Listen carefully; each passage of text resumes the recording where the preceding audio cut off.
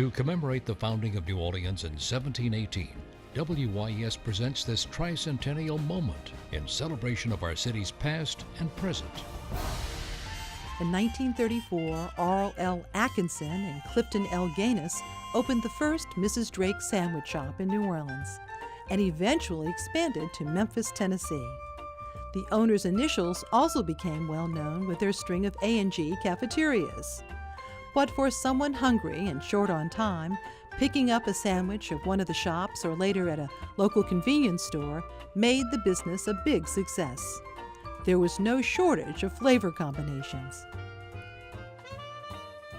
I used to work at the Time Saver on the corner of Green Acres and Veterans Highway, and there were a couple of barbers who had a barbershop right next door, and they would come in and get a sandwich. And one day, I think the guy's name was Emile, if I remember right, he came in and he looked and he said, "Where are the rest of the sandwiches?" There was only one left.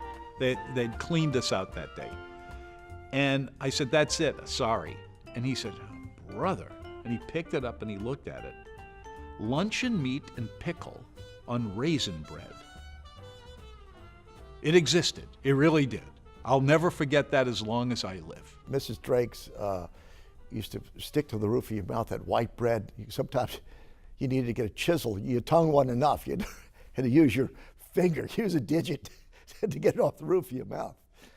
But, you could survive on them. And then there was a tag on top which mentioned the flavor of the sandwich, and there was a duck on it for Mrs. Drake. Get it?